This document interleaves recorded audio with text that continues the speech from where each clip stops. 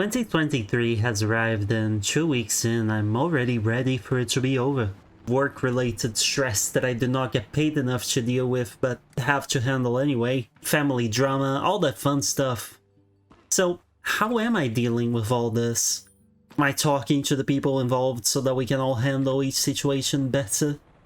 Am I looking for solutions to the problems? The answer to both these questions is absolutely not. Instead, I am dealing with it by doing the most healthy thing possible, running away and numbing my brain with video games. This past week, I've been on vacation out of state. While I still had to do some work, I managed to spend most of my time playing some chill indie games to see if I could relax. It worked wonders, let me tell you that much.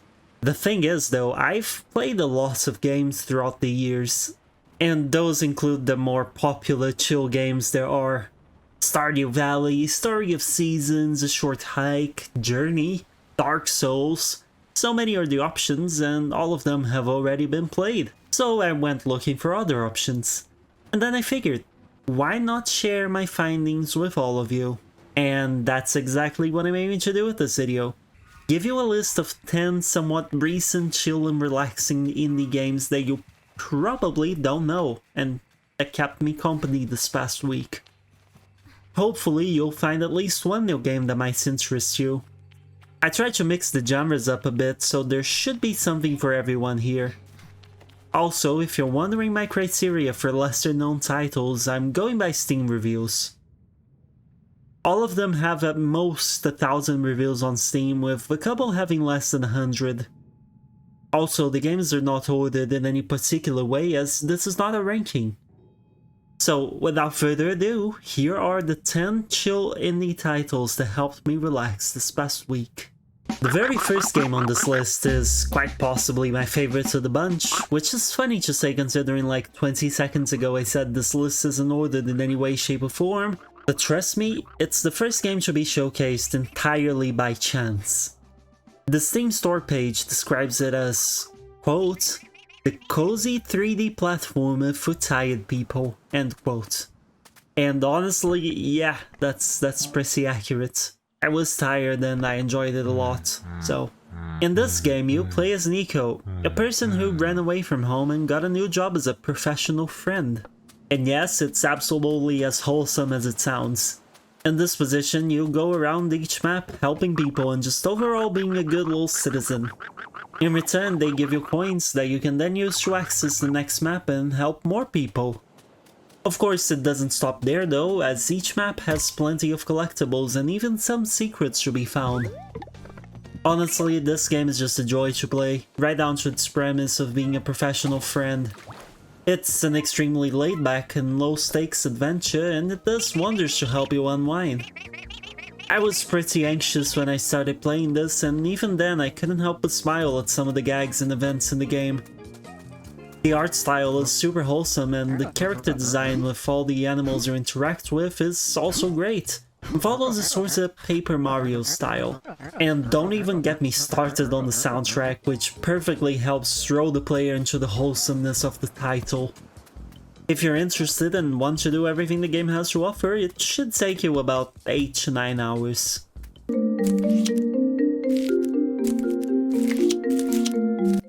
Next up is A Little to the Left. It's a wonderfully charming puzzle game that is perfect for those of you who take great joy in organizing things. Its very name draws inspiration from that typical household scenario where you're trying to organize a picture frame or change a furniture's location and your partner says, "Almost there, just a little to the left." In fact, one of the first levels in this game includes tilting pictures. The gameplay itself consists of over 75 levels in which you have to organize various things via sometimes multiple criteria. Put the books in order, tidy up your table, organize pots in the kitchen, put a bunch of objects neatly inside boxes, amongst many other puzzles. Some of them even have multiple solutions. The gameplay is the highlight, and if you're looking for a story, you won't really find one here. But you will find an incredibly cozy art style and a soundtrack that feels at times upbeat and at times like a warm hug. The only caveat here is that some puzzles, especially later on, can feel unintuitive and be solved by organizing in ways you yourself would never do with your objects. So if you're the type that gets easily frustrated, this might not be the experience for you. But if you don't, then this game is very good, making your worries just melt away. And as a plus, there is even an adorable mischievous cat that sometimes messes up your organization. Don't worry though, the damage is usually very minor, so it's mostly just a cute interference. If you're curious about the length, it took me about 4 hours to beat the game. I also reviewed this game on my channel, so you can check that out in the description below if you want a more in-depth look.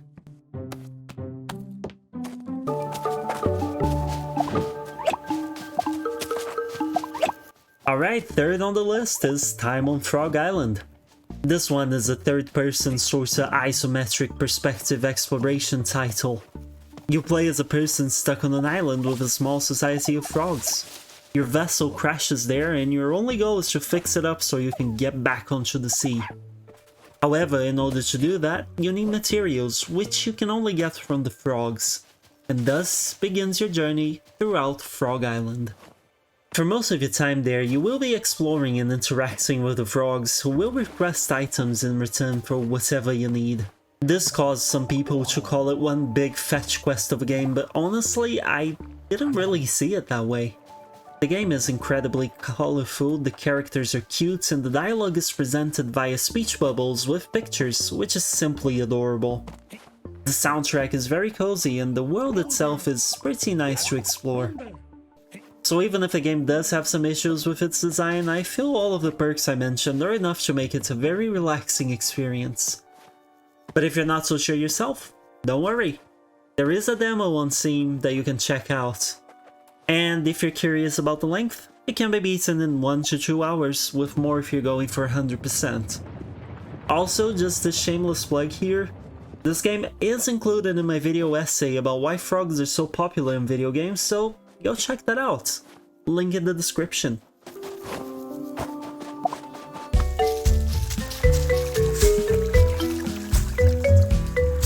Potentially the most recent release on this list, Little Gator Game is a 3D exploration adventure game. In fact, the Steam store page says, and I quote, that it's a no-pressure adventure game. And honestly, that design philosophy really shows in the title. You play as, well, a little gator who has a big sister. The two always play together, but recently she got into college and became more absent. The game takes place during one of her visits home, in which she is unfortunately swamped with college work and has no time to play.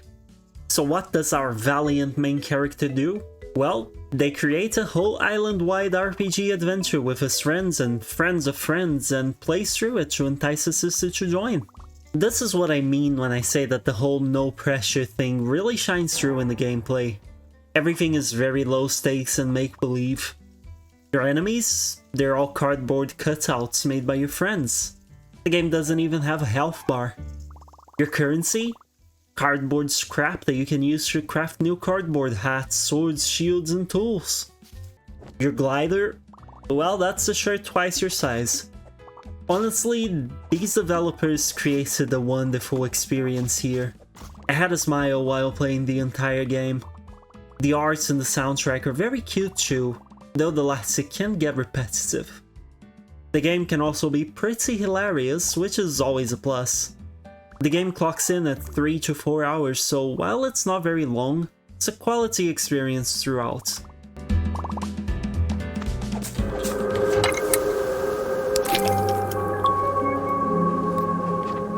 At the halfway point of the list, we have Cloud Gardens. The game was a joy to play through. It's mostly a point-and-click title with 2 main modes, creative and a campaign of sorts. In the campaign, you're tasked with striking a balance between manufactured and natural within lots of pre-built dioramas.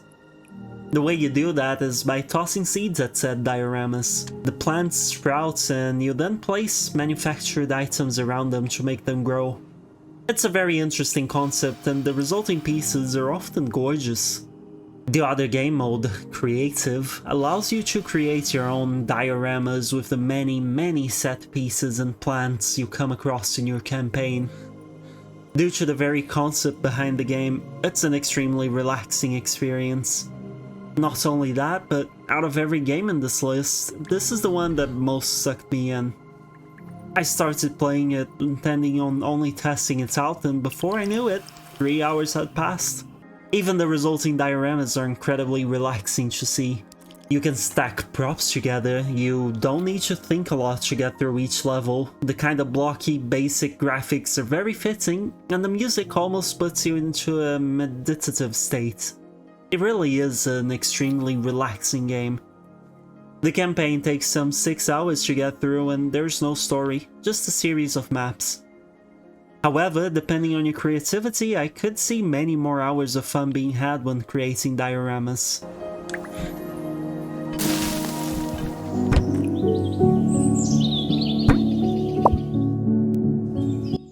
Up next is another diorama-related game. This one is called Sizable and it presents you with various dioramas that you can play through. It differs from Cloud Gardens, however, in that this is way more of a puzzle game. Not a hard one, mind you. Each diorama usually presents the player with a 2 to 3 minute puzzle solved by enlarging or shrinking certain objects in the diorama. You can also move some objects around. Combining these skills allow you to interact with the diorama and find the 3 pillars you need to clear the level. One example is a city level that had the Leaning Tower of Pisa, supported by 2 scaffolding. Also, I hope I pronounced that correctly.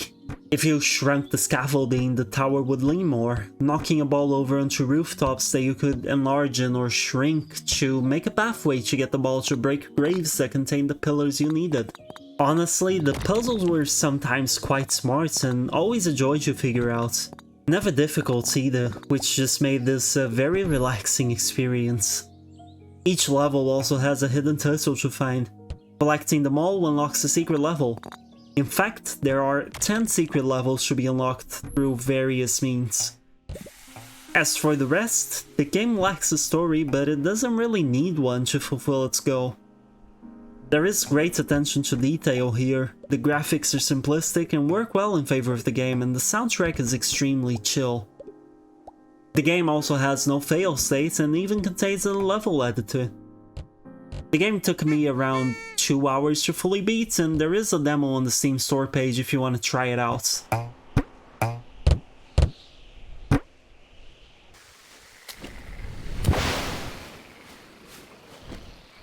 Paradise Marsh is a game that sure does live up to its name. Your character wakes up alone in an endless marsh with all the constellations in the sky just gone. It's up to you exploring this mysterious but mystifying place to get the stars back where they should be. While the premise may seem to offer you a great story, that's not really the case, as the story is not really the focus. The exploration and vibes are. Although I have to say, the game does provide really good lore, both as you get the stars back and as you find notes from those that explored the marsh before you. The map is procedurally generated with a set amount of biomes that have certain items/structures/insects within them. This does mean that you will run into many of the same things often, but don't let that stop you from trying this game. To restore the constellations, you have to catch multiple of the same animals with your net, so the game relies on this repetition. Plus, the rest is just amazing. You can interact with most things you find, and you can even play music with some random items. The constellations themselves reveal very thought-provoking messages to you, and birds chirp pure poetry. Literally.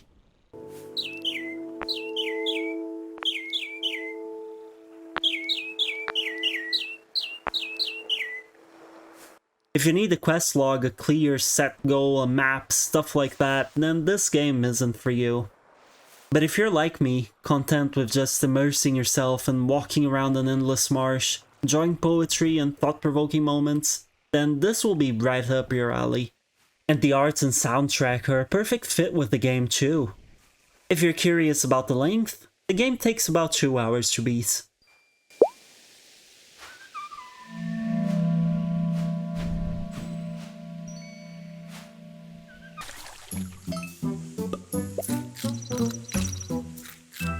The 8th game on this list is called Capybara Spa. Capybaras are like the chillest animals ever, so this game has to follow in the footsteps, right? Well, I'm happy to report it does. Perhaps even to a fault. You do exactly what the title tells you. You run a spa for capybaras. It's a management sort of game, but a very basic one.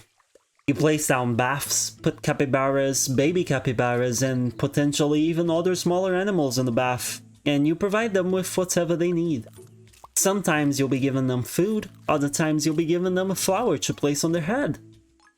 The capybaras are very articulate, so they will let you know what they need. Once done, you place the capybara back on the ground and put another one in the tub. It's that simple. This gameplay loop will get you money and EXP. Money is used to buy resources such as gardens that grow food and more tubs, or upgrade whatever resources you already have on the map. EXP, on the other hand, unlocks more resources, animals, amongst other things. The graphics look sorta mobile, but they fit the game. The soundtrack is also very chill. Honestly, it's an extremely simple management game. There's no penalty for leaving capybaras unattended. There are no tons of resources and things to actually manage. You just clear land, build new stuff, and aid capybaras. I imagine some of you will find this boring, but it was honestly just what I needed this past week. It's a perfect little podcast game if you like those. It doesn't have a story, so you really just get to the end when you unlock everything, which takes around 6 hours to do.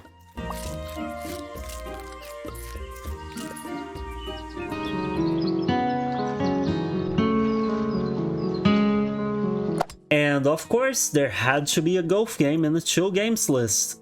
A Little Golf Journey is a golf game played from an isometric perspective. You control your camera, you pull your mouse or stick to determine shot distance, and you release to shoot. That's it. Each level is very short and there are tons of them to play through. Some of them have secrets to be found, like entire new secret levels.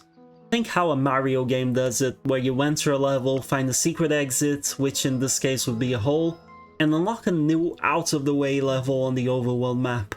It's the same stuff here.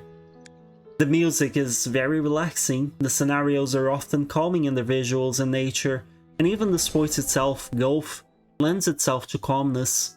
At least in video games that are not called Golf with Your Friends or any other multiplayer backstabbing golfing shenanigans. And just to be clear, I love those too, but this isn't it. This doesn't even have multiplayer. The only stressful elements I can think of in this game is that there is a star rating system, in which higher grades are given if you manage to get to the hole within a certain amount of attempts. But while max rating is usually a decent challenge, it's never too hard and it can be ignored if you just want to chill. You do reach gates that need a certain number of stars to cross and access new levels, but they were very easy for me to reach. As for playtime, it varies a lot between players, but everyone gets at least 5 hours of it, with upwards of 15 to get every single thing done.